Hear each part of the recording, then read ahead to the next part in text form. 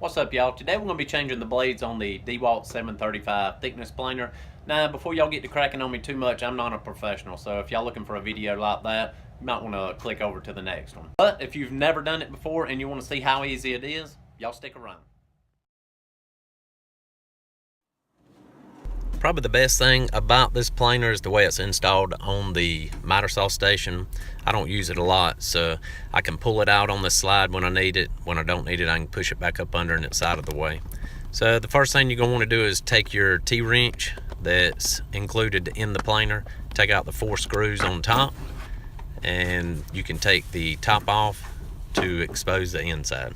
Now you can remove the 3 wing nuts that seal the dust shroud over the cutter head. Another neat feature that this planer has is the tray on the inside, or the screw bin, I think is what they call it, that you can put the screws in.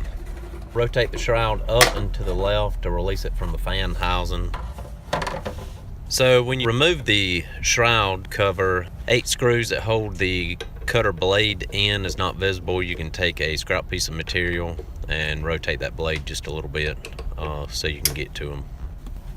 Now, if you have to, you can use the locking lever that's over to the right of your screen to rotate that blade. When you release it, it's going to lock the blade back so it doesn't spin with you.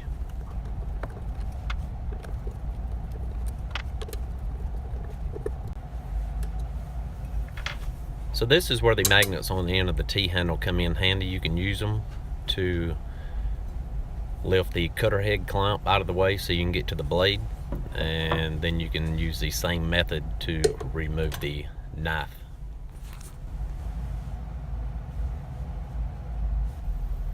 Now you can rotate the knife and position the slot on the blade with the tabs on the actual cutter head. This will actually keep you from having to do any adjustments with the actual blade. A huge advantage over a lot of the older planers where you had to do a lot of adjustments once you set the blades in. Now you can take your T-handle and put the blade clamp back in, positioning it over the blade, and install all 8 screws. And I like to get them all started and then come back in and tighten them all down. After you finish this one, you can repeat the step 2 more times to get the other ones done.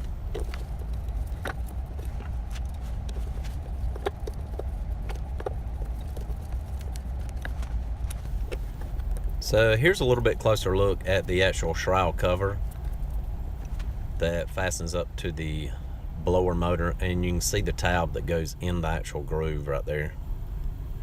And you can see when you put it in, you have to push it down a little bit to lock it in, and then you just put your 3 screws back in it.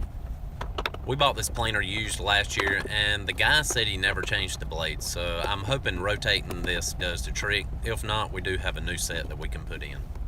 After that, you can secure your 4 screws that hold the top cover back in, replace your T-handle, and you should be done.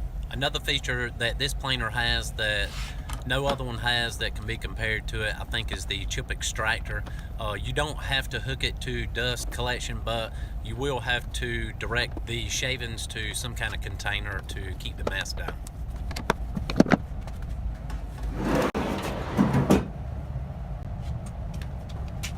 I hope y'all enjoyed the video today. If you did, don't forget to hit the subscribe button and ring that notification bell. Thank y'all for watching.